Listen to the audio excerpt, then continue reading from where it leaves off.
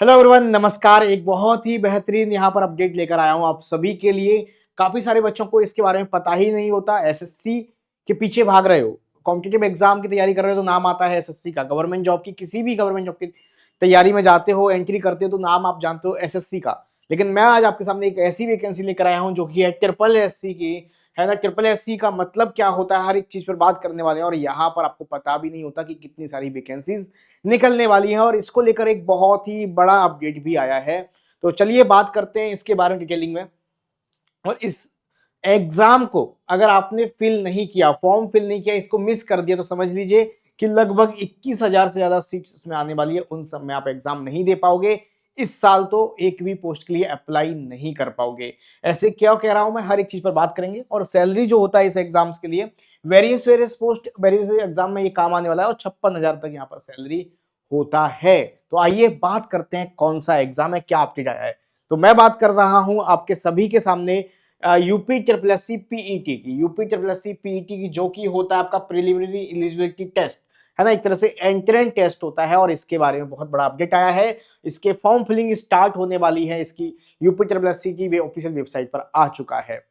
ये एक तरह का एंट्रेंस एग्जाम है। अगर आपको यूपी ट्रिपल एस सी का कोई भी एग्जाम देना है तो पीईटी आपका पास होना चाहिए। अगर ये नहीं है तो यूपी ट्रिपल एस सी का कोई भी एग्जाम आप दे नहीं पाएंगे। ये एक कॉमन एंट्रेंस एग्जाम की तरह होता है, कॉमन एग्जाम होता है।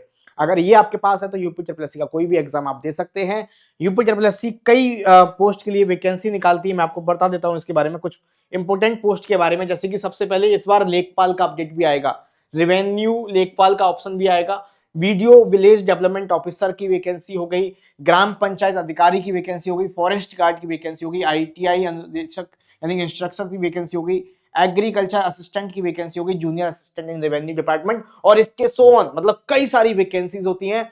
ये सभी वैकेंसीज आपके अलग अलग टाइम पर निकलेंगी इस साल और आपको पीईटी इसमें मांगा जाएगा। अगर पीईटी नहीं है तो आप इनमें से किसी को फॉर्म फिल नहीं कर पाएंगे।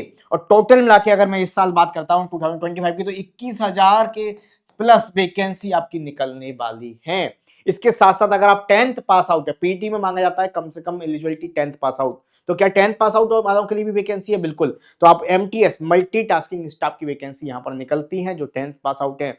12th पास आउट तो लेखपाल की वैकेंसी में 12th पास आउट मांगा जाता है। और इसके साथ कई ऐसी वैकेंसी है, स्टेनोग्राफर की वैकेंसी होगी जिसकी सैलरी 56,000 तक होती है, उसमें भी 12th पास आउट होता है। ग्रेजुएट पास आउट वालों के लिए भी कई सारी वैकेंसी यहाँ पर है। तो चलिए जान लेते हैं पीईटी का क्या अपडेट निकल कर आया है यहाँ पर। इसका पूरा पीडीएफ मैं आपको अपने Telegram Ayushman sir math group पर डाल दूंगा। तो जिन्होंने ज्वाइन नहीं किया, इसकी प्रॉपर क्लासेस आपकी स्टार्ट होने वाली है 7 मई से, तो आप सभी लोग इसको ज्वाइन कर लीजिएगा। बिल्कुल फ्री क्लासेस रहेंगी। कोई भी डाउट है तो कमेंट में बताइएगा। तो बात करते हैं पीईटी की। तो इसका 2 तारीख को अपडेट आया है। 2 मई को आप लोग देखेंगे इसकी ऑफिशियल वेबसाइट पर। ऑफिशियल वेबसाइट पर जो अपडेट नोटिफिकेशन जारी किया है 2 मई को, इसके फॉर्म फिलिंग स्टार्ट हो जाएगा आपका 14 मई से।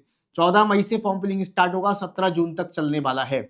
और फीस वगैरह या कोई भी आपका करेक्शन करना है वो 24 जून तक आपका होगा। यानी कि 1 महीने से भी ज्यादा का टाइम मिलेगा आपको फॉर्म फिल करने के लिए। काफी यहाँ पर कंपटीशन होता है, तो आप सभी फॉर्म फिलिंग स्टार्टिंग में ही कर दीजिएगा, लास्ट में के सर्वर इश्यू वगैरह हो जाता है। तो 14 मई आपका स्टार्ट होगा, 17 जून तक आपका होगा। कोई भी करेक्शन करना है तो 24 जून आपकी लास्ट डेट होगी। इसमें एक और बहुत इंपोर्टेंट अपडेट निकल कर आ रहा है। देखिए काफी बच्चे परेशान थे क्योंकि 2023 में ये हुआ था लास्ट टाइम, 2024 में पीईटी नहीं हुआ था। और पीईटी पहले होता था केवल 1 साल के लिए वैलिड, क्योंकि ये एक तरह का एंट्रेंस एग्जाम है। इस एग्जाम से कोई जॉब नहीं लगती। इस एग्जाम से आप कई जॉब्स के लिए फॉर्म अप्लाई कर सकते हैं। अगर ये नहीं है, एक तरह का सर्टिफिकेट है इसे पास करने के बाद, अगर ये नहीं है तो आप फॉर्म फिलिंग नहीं कर पाएंगे। जो जो मैंने वैकेंसी बताई अभी आपको, उसके अलावा भी बहुत वैकेंसी होती हैं। तो पहले केवल 1 साल के लिए वैलिड होता था कि ये पास किया तो 1 साल में जितनी भी वैकेंसी आएगी आप फॉर्म फिल करिए, उनमें से निकाल दो तो अच्छा है। नहीं निकल पाया तो अगले साल फिर से पीईटी पास करना पड़ेगा। लेकिन इस बार बहुत आपके लिए गुड न्यूज है, बहुत बड़ी गुड न्यूज है कि इस बार क्या किया गया है, इसकी जो वैलिडिटी है वो 3 साल की कर दी गई है, 3 इयर्स की कर दी गई है। तो आप लोग देखोगे, यहाँ पर हाईलाइट कर देता हूं कि इसमें जो नंबर आएंगे आपके वो अगले 3 साल तक, अगले 3 वर्ष के लिए प्रभावी होंगे। यानी कि 3 साल की इसकी वैलिडिटी कर दी गई है। यानी आप 2025 में पीटी देते हो और पास आउट करते हो, उसकी कट ऑफ क्रॉस करते हो, तो ये 3 साल तक वैलिड रहेगा। आपको 3 साल तक फिर पीईटी देने की जरूरत नहीं है और तब तक आप जॉब लगा लीजिए अपनी। ठीक है। तो ये ऑनलाइन आवेदन कहां से करना है आपको, तो पीटी इसके लिए आपको जाना है इसकी ऑफिशियल वेबसाइट upsc.government.in पर। यहाँ पर जाके आप आराम से ऑनलाइन अप्लाई कर सकते हैं। ऑफलाइन हार्ड कॉपी इसकी रिजेक्ट कर दी जाएगी, तो ऑनलाइन ही आपको अप्लाई करना है। तो क्या रहता है इसका एग्जाम पैटर्न, सारी चीजों पर बात कर लेते हैं कि करके। कई सारे पद आने वाले हैं, जैसा कि मैंने आपको डिटेलिंग में बता चुका है कौन कौन से पद आने वाले हैं। लेखपाल का हो गया, बीडीओ का हो गया, है ना, विलेज डेवलपमेंट ऑफिसर, मतलब बहुत सारे ऑफिस आपके यहाँ पर पोस्ट आने वाली हैं। कैसे अप्लाई करना है, तो यहाँ पर आपको रजिस्ट्रेशन, मैंने लिंक पर क्लिक करके जाना है, रजिस्ट्रेशन करना है आपको, अपना फोटो अपने साइन को अपलोड करना है, बहुत सारी चीजें आपको यहाँ पर देखने को मिलेगी, अपने डॉक्यूमेंट्स लगाइए ओरिजिनल, सारी चीजें मिलेगा। 10th पास आउट होना जरूरी है, अगर आप 10th पास आउट है तो आप इसको फिल कर सकते हैं। मिनिमम एज आपकी 18 साल यहाँ पर मांगी गई है। उसके अलावा बात करते हैं आगे की, ठीक है। हाँ, अब इसमें बात करते हैं इसका सिलेबस का रहेगा, तो फीस वगैरह कैसे सबमिट करना ये दिया गया है यहाँ पर। सिलेबस की बात कर लेते हैं। हाँ, फीस कैसे क्या है ये भी देख लो एक बार। तो अगर आप यूआर कैटेगरी से तो आपका फीस 160 रुपए फीस है, 25 रुपए ऑनलाइन प्रोसेसिंग चार्ज, 185 रुपए फीस होगा। अगर आप अन्य पिछड़ा वर्ग से हैं तो 185 होगा, है ना, यानी कि ओबीसी से हैं। अगर आप SC ST से हैं तो आपका फीस होगा 95। अगर आप PWD से हैं तो आपका फीस होगा 25, राइट। चलिए, तो ये फीस है आपका। उसके बाद बात करते हैं एज की। तो मिनिमम एज आपकी 18 साल होनी चाहिए, मिनिमम एज आपकी 18 साल होनी चाहिए डियर, 18 साल। और ये जो एज काउंट होगी आपकी 1 जुलाई तक काउंट होगी, है ना। और मैक्सिमम एज 40 साल होगी, इससे ज्यादा 40 साल से ज्यादा एज नहीं होनी चाहिए आपकी इस फॉर्म को फिल करने के लिए। हाँ, अलग अलग कैटेगरी के लिए यहाँ पर रिलैक्सेशन है, जैसे कि आप देखेंगे SC ST के लिए 5 साल का छूट दिया है, ओबीसी के लिए 3 साल का छूट दिया है, ठीक है। चलो, उसके बाद बात करते हैं इसका क्या पैटर्न रहता है एग्जाम का, सारी चीजें। तो यहाँ पर क्लियरली मेंशन है, क्योंकि देखो कई सारे स्टूडेंट्स पेपर फॉर्म फिल करते हैं, तो इसमें कई दिन तक और कई शिफ्ट्स में पेपर होने वाले होते हैं। तो यहाँ पर आप देखोगे, यदि प्रारंभिक अर्हता परीक्षा जो पीटी है, पीटी का जो एग्जाम है, आयोग के लिए समस्त अभ्यर्थियों को लिखित परीक्षा होगी। एक ही पाली शिफ्ट दिन में आयोजित किया जाना सुविधाजनक नहीं है, इसलिए ये कई पालियों में होगी। और जब कई पाली में परीक्षा होता है तो यहाँ पर फाइनल जो नंबर्स बनते हैं वो नॉर्मलाइजेशन बेस पर बनते हैं, ठीक है। अच्छा, यहाँ पर हाँ 3 वर्ष तक प्रभावी होंगे, ये मैंने आपको बता दिया है। उसके अलावा बात करते हैं इसका एग्जाम पैटर्न क्या रहेगा। बाकी चीजें अभी 14 तारीख को जब इसका फाइनली फॉर्म फिलिंग स्टार्ट हो जाएगा तो और भी चीजें इसकी क्लियर निकल कर आएंगे। तो सबसे पहले सिलेबस की बात कर लेते हैं। तो यहाँ पर टोटल 100 नंबर का पेपर आता है, 100 नंबर का पेपर आएगा, प्रश्नों की संख्या 100 होगी और 100 नंबर का पेपर होगा, 2 घंटे आपको मिलने वाले हैं।